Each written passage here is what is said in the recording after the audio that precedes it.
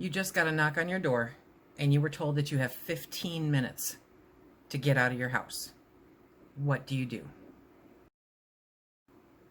Hi everyone, and welcome to SuttonsDaze. If you're new here, I hope you enjoy what we do, and I hope that you hit that subscribe button and the notifications so that you know when a new video gets put out. Last week we talked about staying home. Are you prepared to stay home, to bug in, okay? And we talked about a lot of different aspects of that, things that you should take a look at. This week, even though I prefer staying home, one of the things that we really need to take into consideration and to prepare for is what happens if you have to evacuate. What happens if you have to leave? And what you can do to prepare for it, for different circumstances, for different time frames, in order to get what you need, what's most important to you, out and away from the emergency situation as efficiently and effectively as possible. I hope that you'll stick with us through this whole video. There's a whole bunch of information, and let's get started. There are all kinds of emergencies that may have us having no choice but to evacuate our homes. This is a horrible situation. It's a very tough situation to have to go through. For a lot of us that attend the Monday Night Live chats, you know that one of our regular moderators, my dear friend Cliff, recently shared an email with me about when the fires were in California and how they were going to have to evacuate, and the things that he did to pull everything together ahead of the curve so it wasn't so much of an emergency. I thought it was an amazingly valuable email and great information. I will never forget what he talked about in that email. And it was to be aware of what is happening around you, what your options are. If it looks like that emergency is coming your way, if it's something like a fire or a hurricane or flooding is happening in your area, these are all things that, you know, if you're living in areas that are prone to that, that you should have an emergency plan set up for those kinds of situations. Cliff was ahead of the curve. He was paying attention. Because he was paying attention, he made it a point to go rent a U-Haul trailer, back it up to his house, and start packing while everyone in the area was sitting around twiddling their thumbs. And then when it became apparent that they would have to evacuate, everyone was panicked. You could not get a U-Haul trailer. By that time, Cliff is already loaded up. He's already had time to make the multiple trips to put the really important things that they wanted to take with them into the trailer. And if he didn't have to leave, then he would have the option of just taking it back out again and returning the trailer. No harm, no foul, better safe than sorry, right? But if you're waiting to the last minute, you're doing it with everybody else. And there are better ways to be prepared in case you ever have to evacuate. So we're going to start going through some of those. Like I said, there are different types of situations: wildfires, hurricanes, flooding disasters that are area dependent most of the time. And another thing that you always have to consider is if you are in an area that is near a major expressway or a major road, pardon me, where the semi-trailers are traveling. A lot of the times hazardous materials are moved by truck, and if something happens on those roads with that hazardous material, are you so close that you may have to evacuate at a moment's notice? Are you near a railroad line where an accident with a railroad line might actually cause you to have to evacuate due to chemicals being dispersed due to an accident on the rails? Are you near a nuclear plant? Are you near anything like that where suddenly you may have to evacuate due to stuff that's out of your control? These are things that you need to take into consideration and that you need to prepare for. You can't prepare for every absolute thing, but you can prepare overall for just an emergency in general and pull together things that you know are necessary, have a plan, and figure out how to execute it. Make sure to bring in your family, the people in your house, because you're going to need more than one person in order to pull this off the most effective way that you can. One of the first things to do is figure out, okay, what type of emergencies you might have, but then also it's to figure out where will you go if you have to leave, where are you leaving to? Okay. Are you going to a shelter? Are you going to a family member's house? Are you just going, as far away as you can in that situation? You're going to have to figure out a few, and it's always best to have a few options. Really think this through and think of a few different options that you could go to in order to get away from the hazardous situation that you are in. So when you're looking at, are you going to go to mom's house? Are you going to go to Uncle Bob's house? Are you going to go to your friend's house? That is great, but make sure that where you're going to is not being impacted by the same emergency that you have. So that's something to take into consideration when you're trying to figure out where are you evacuating to. If a local shelter is one of the places that you are considering and putting on your list, you're going to want to contact your local authorities and find out where the shelters are, the emergency shelters in your area, because that's very important. And you're also going to want to find out how the whole COVID situation, the whole coronavirus situation has impacted how they handle situations at those shelters, because that's going to change the game completely. It's not going to be anything like it was before. They most likely will have stricter restrictions with how many people they can let in there, how they have to situate it, what they have to do, if they've even thought that far ahead. So you want to be sure to check locally for where they are. Shelters tend to be kind of static depending on the emergency. The emergency shelter in our area, I've only ever seen it activated once, and that was during the winter. It was horribly bitter cold, and a lot of people lost power for an extended amount of time. So they opened up the high school as the emergency shelter. Now, that may or may not be the case in your area. It is definitely something that you want to reach out to your local authorities to find out where it is, because it may change depending on what is happening. While you're looking at places to evacuate to, if you have pets, that is something that you very much have to take into consideration. If you're planning on going to a shelter, will they allow pets? Good question to ask the local authorities. If you are going to Uncle Bob's house, will he let you bring your dog or your cat? If you are going to a hotel or a motel that's out of the area, can you bring pets with you? Very important, because they are part of the family too, and you don't want to just leave them behind. So, and you shouldn't just leave them behind, okay? So you want to make sure that wherever you are going to has the ability or allows pets to come with you. And that is going to be part of your evacuation kit also, is what you need for your pets. Another thing to take a look at when you are looking at places to go to when you leave, you're going to want to take a look at evacuation routes. Depending on what is happening, you either have a multitude of routes or one or two. I know, like for us here, we have very limited routes. We have main roads, we have a few back roads, but if you don't know what you're doing on the back roads, then you're just going to get yourself lost and possibly in trouble. So you want to pull out a map. Pull out a map. Get off Google Maps for a minute. Pull out an honest-to-goodness map and map out different routes to get to different places, to get to those different locations that you would be leaving to. You want to familiarize yourself with those. Don't rely on your memory, especially if you're new to the area. You really want to familiarize yourself with it, and map out those routes for getting to the other locations. And also based on the emergency, okay, you're going to want, do you have to go over bridges with water? And if you're dealing with massive flooding, could those bridges be out? What are the other routes that you can take that don't have you going over those bridges? These are all things to take into consideration when you're figuring out the routes. Some of the information that I have read over the years has indicated that you should always follow the directions of the local emergency responders, okay? And I do agree with that to a point, unless something is telling you that that's just not the right thing to do, okay? So for the most part, you want to pay attention to what they're saying and where they're saying to go and how to do it. You need to be prepared, because there are times when you might have to evacuate on foot. That's going to change what you do, what you bring, and where you go significantly. So you want to pay attention to the local authorities and what they're telling you to do in case of whatever emergency it may be. Don't be afraid to take direction during an emergency. but don't put your brains on the back shelf either.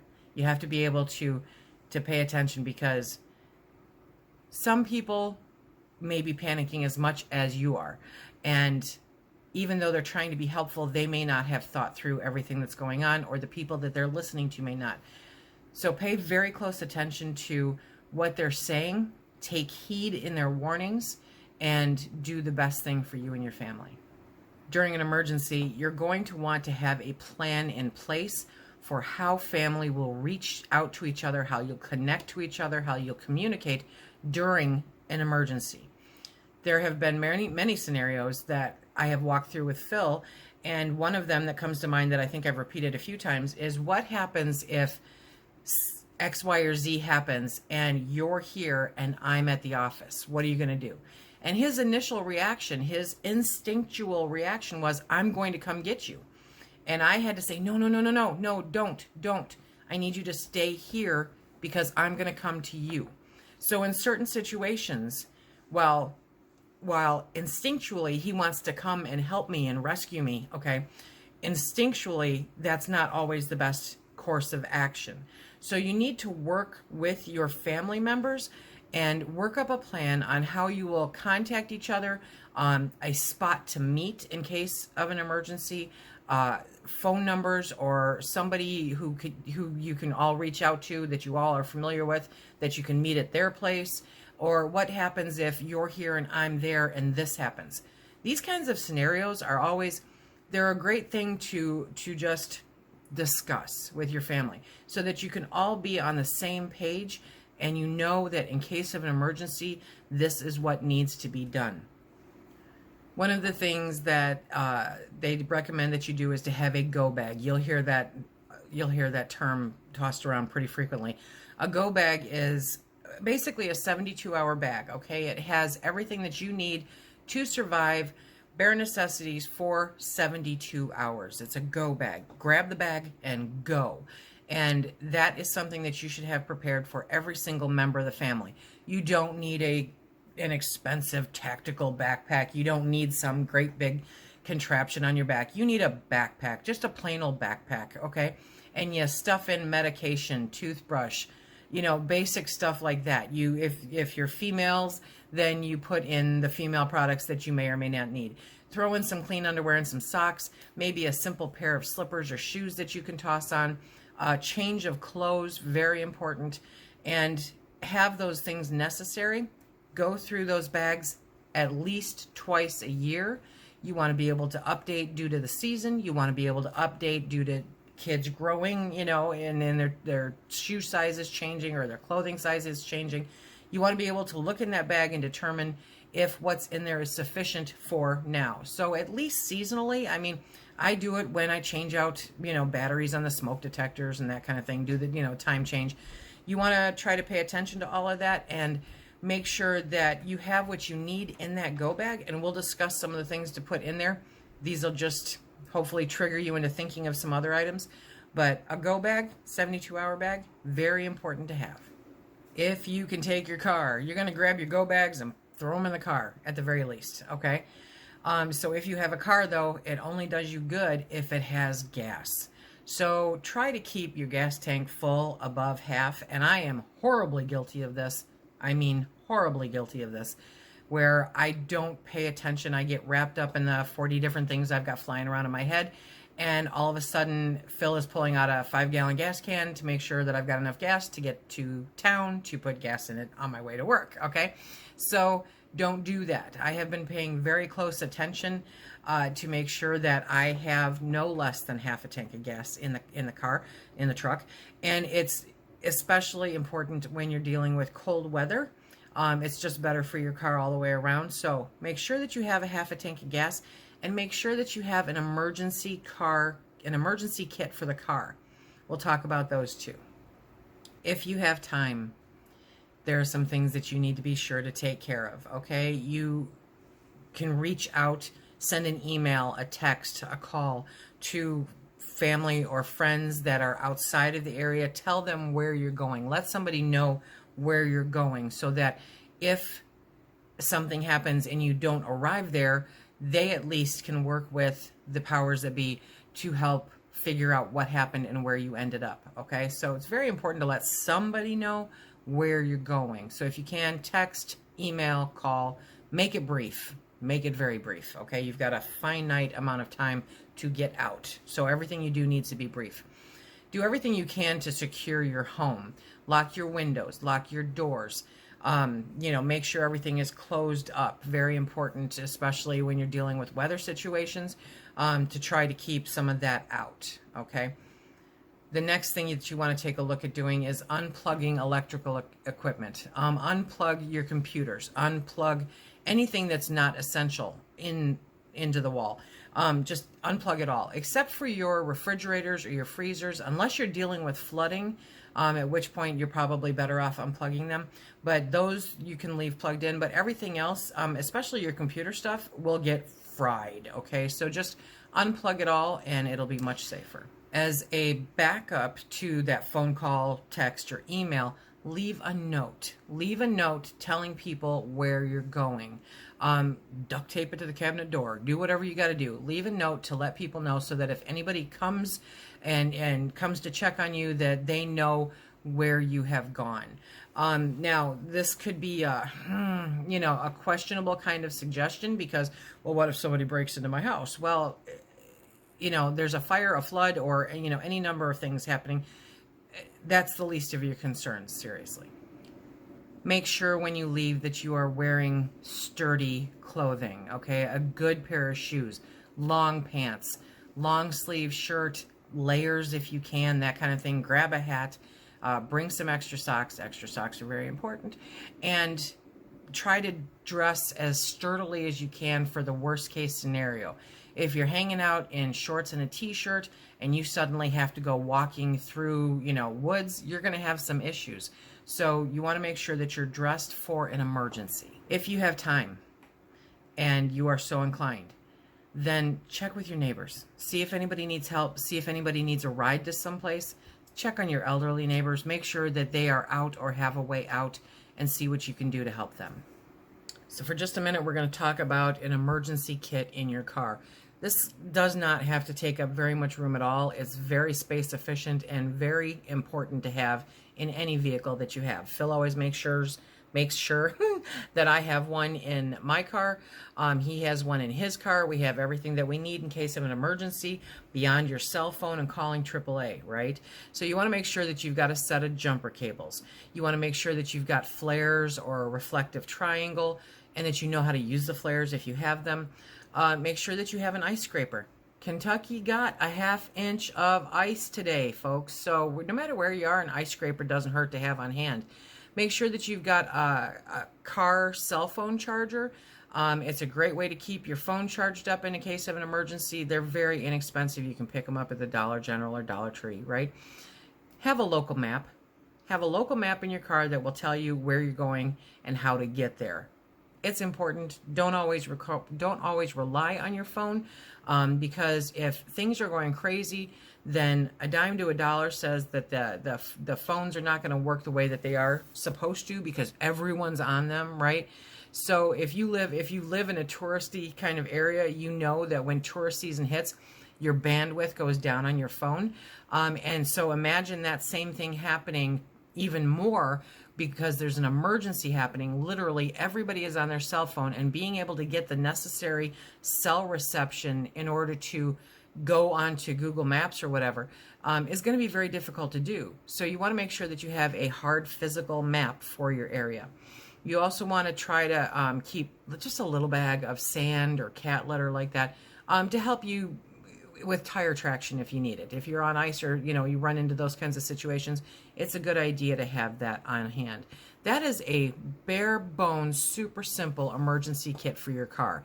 It'll help you. It may help somebody else, but it's a great thing to have in there. Let's put together a basic disaster supply kit, okay? This doesn't have to be in a backpack. I actually recommend that it not be in a backpack. You're going to need something a little bit more substantial, but if you can put it all in a backpack, then go for it. Or figure out how to create these kits for each individual in your household. Always, always, always include water in your kit and or a way to filter water. If you have water accessible in your area, then a water filtration system may be very helpful. But I highly recommend having water. So you're looking at, it's a basic disaster kit. You're looking at like 72 hours max, right? So look at a gallon of water per day, per person and animal. Very simple, something that you can grab and go. Even if you're making multiple trips, if you have these in gallon jugs, take them, toss them in there. They're good, okay? Easy enough to put in your vehicle, easy enough to put in the trailer in order to evacuate quickly. You're going to need at least 3 days supply of food, some kind of perishable, non-perishable food. So don't go getting all hoity-toity, okay? Bare bones. So grab that tuna fish, grab that chunky soup, grab what you can that you know you're going to eat and have that ready to go. Have some kits made up of foods that are easy to grab and eat. Make sure that when you're doing this, if they're in cans like tuna, that you have a manual can opener available to get those open. It's not a good thing to have a whole bunch of cans that you can't get into. It's a great idea to have granola bars. It's a great idea to have canned meals like Dinty Moore or chunky soups, that kind of thing. Tuna fish, something sweet, calms people down. There's a whole bunch of options out there now for very easy, quick food that you can throw together in a kit and have available to take with you. This is not something I would leave in my car because of weather extremes. You don't necessarily want to deal with that. But grab some of those plastic totes and create 72-hour kits out of those. They're easy enough to pick up and haul out. And so one of the sections in that tote should be some kind of food to get you through for 72 hours. Make sure that you're packing things that you like to eat. Another option is a hand crank or battery powered radio. And you want it to be able to pick up NOAA also, okay? So this is one that I have shown you guys a multitude of times. My little light's on. And this is how it's so small, it's so simple, it's so light that you really think there's hardly anything into it. It's solar powered and it's also crank powered, so you can wind it up, okay? It has a flashlight. It has NOAA AM and FM, so you get the weather band along with your AM and FM. It can also charge. It can also charge your phone in an emergency. Not exactly the optimum thing to do with it. There it is. Thank you. But you can. Okay, so this has multiple features that are handy and good. It weighs nothing. I'm kidding you. I'm not kidding you. It's probably less than a pound. It weighs nothing. Plastic, resilient. You can beat this up a little bit, but it's a great thing to leave in your kit. It's a great thing to leave in your car. I'll put a link down below for these. I love this radio. You cannot have enough of these. I think they belong in every single kit. I think you should have multiple throughout the house, depending on where you are and what's going on. It has a flashlight that you don't need batteries for, right? And it gives you a way to hear what's going on if they're communicating over the weather band or if they're communicating over AM or FM. It gives you a way to pull in some information in case of an emergency. These are handy, great little tools, and I highly recommend. They're very affordable, very, very affordable. So make sure that you've got that. And if you have that, you won't need a flashlight, but you might like a brighter flashlight. So make sure to add a flashlight, a small first aid kit, extra batteries if it's needed. It's not needed with that. A whistle.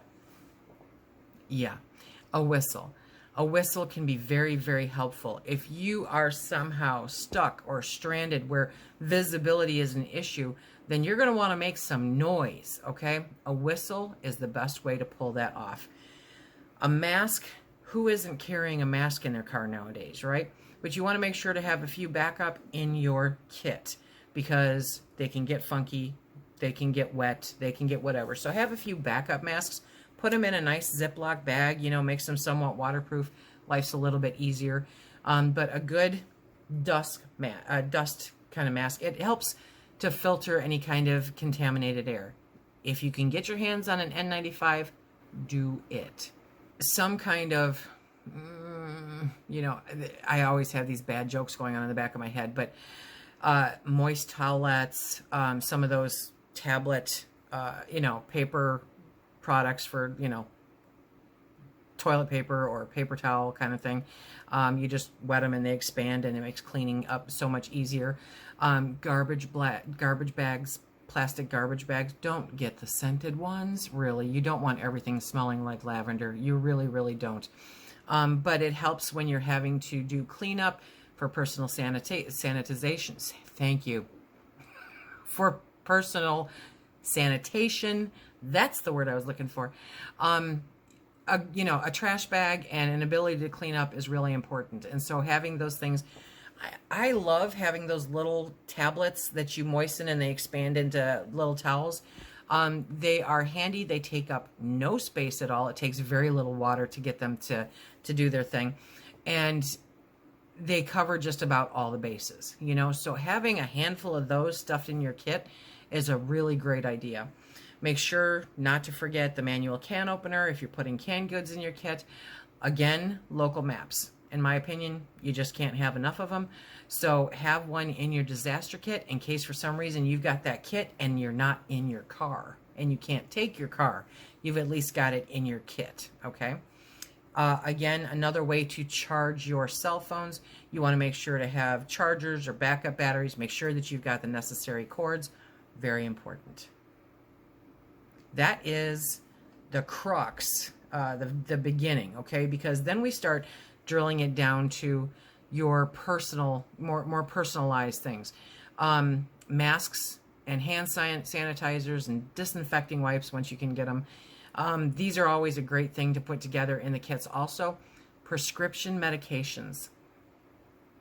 You need to have a backup. You really, really do. Or you need to have the ability to grab, you know, if everything's in one consolidated space that you know you can grab and go. Pardon me, grab and go. And then, you know, it takes some of that question out. But if you can't get to that part of your house where they're kept, do you have some in your disaster kit? Do you have an extra pair of eyeglasses? If you wear glasses like I wear glasses, I can tell you that right now, I can't see you really well, okay?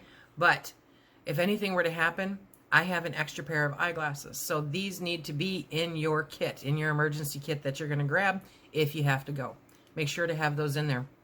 If you have babies, make sure that you have extra formula, diapers, diaper rash cream, wipes, that kind of thing. Anything that is specific to having, you know, a child the age that you have. If you have pets, put together some Ziploc baggies and put some pet food away, okay? Again, if it requires a can, you know, have a can opener in there with that also. And remember to have extra water for your pet. Now, here it gets a little tricky, okay? If you can, you want to try to put some extra cash in there. Lower denomination bills. You don't want people trying to make change during an emergency. Pick the amount that you're the most comfortable with. Find a way to tuck it in there, make it waterproof, make it not too visible, but that you know where it is.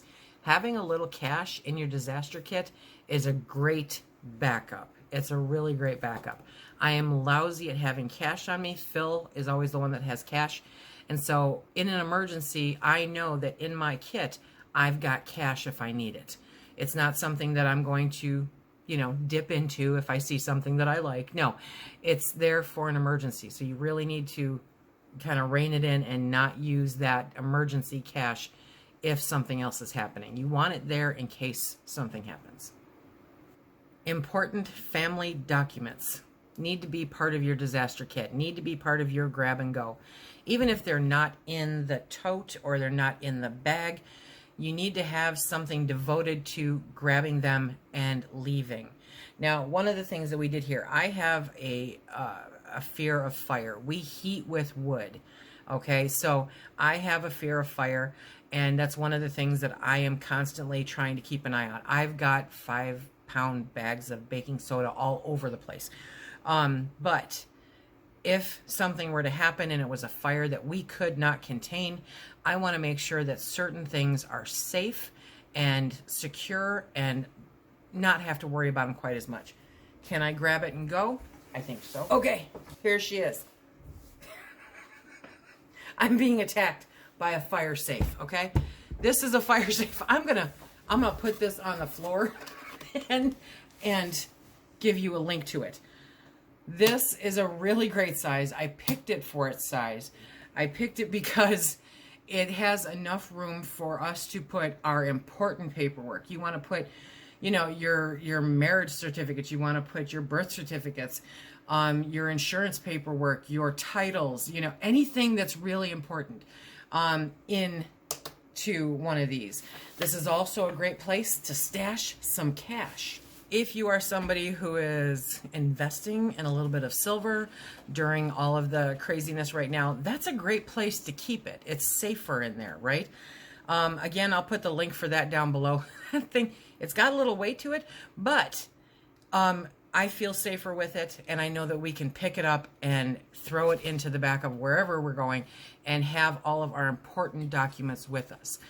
We will dive a little deeper into important documents in another video, but that's just the top of it, okay? Try to make sure that you have a blanket or a sleeping bag for each person. You want to put that in each kit also. I always keep an extra blanket in the car because you just never know. Again, a complete change of clothing, at least one change of clothing, and make it complement the climate that you're dealing with. That's why twice a year we change ours out. We take out the winter stuff, we put in the summer stuff, vice versa. You want to make sure that it's dependent on your climate. Matches in a waterproof container are always handy. Having maybe a Bic lighter or something like that, also very handy to have in a kit. What are you going to eat out of? Well, I don't know. I've got cans and a can opener. Okay. So make sure that you've got some kind of utensils. Throw some paper plates in there. If you can run across, I'm always finding them at garage sales. If you can run across one of those Boy Scout mess kits, I can find them for 50 cents to $1. And they've got the little spork, and they've got the plate, and they've got the cup, and all the, you know, you want to have some kind of mess kit put together so that you can eat the food that you've brought with you if it's necessary to take out of the container that it is transported in. Always a good idea to have writing implements. As much as I love my computers, as much as I love my electronics, nothing beats paper and pen or paper and pencil. Have a notebook, have a way to write, have pencils, have pens, have a variety. Markers don't really do you much good in the cold weather, but have a way to write things down so that you can take notes, so that you can leave notes, so that you can write down important information if you come across it. And if you've got kids, think about, you know, games, puzzles. They do a lot of those travel games, and there are ways to entertain the kids when you get to where you're going, or while you're on your way to where you're going. There are ways to be able to handle all of that. Maintaining your kit is, you know, keep it in, just like your canned food, okay, in a cool, dry place. Keep it secure. You want nothing that anything can get into. You want to make sure that, you know, if you've got food in there, that you've got it sealed up in a way that they're not necessarily going to smell it through the plastic in the tote or through the bag. You want to make sure everything is properly sealed.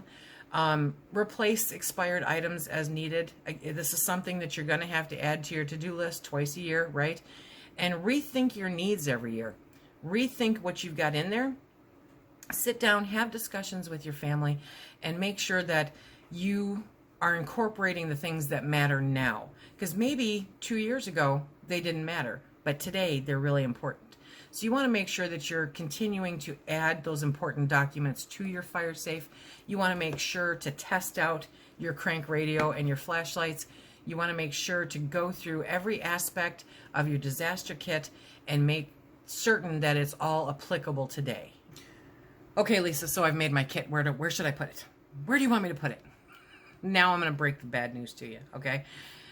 You want to keep your kit at home. Put it someplace, find a designated place where everybody in your family, in your household, knows its location, so that in an emergency, everyone can go to that location and get their kits, okay? If you work outside of the home, it's a very good idea, if you can, to have a kit available to you that you can keep at work.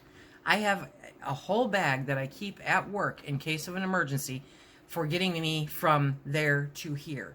It's in addition to what I have in my car.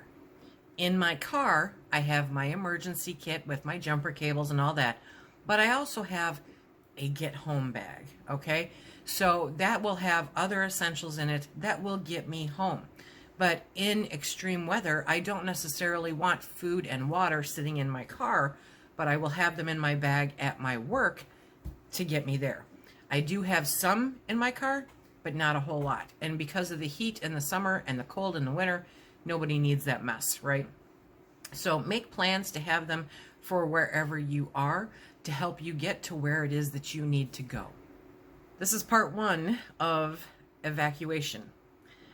What to do when you need to evacuate in an emergency. We can't always stay home, even though I know it's the preferred choice. Sometimes we may have to leave. And in case that happens, it really is best to be prepared. In the next video, we'll discuss more about what's in kits, what kind of kits to make, what to do when you have 15 minutes, 30 minutes, an hour to prepare. What should be your focus, and how to kind of drill that down so that you are using your time wisely in an emergency to get you and your family out of a dangerous situation. I hope that you enjoyed this video. I hope that you got something from it. If you did, by all means, toss something in the comment section below. We all learn from each other. That's why it's such a great community. What kind of suggestions do you have for the things that we talked about in this video? I would love to hear them. Remember, if you like what we do here, please hit that like, subscribe, and share. Check us out on Instagram and Facebook. And until the next time, everybody, be safe.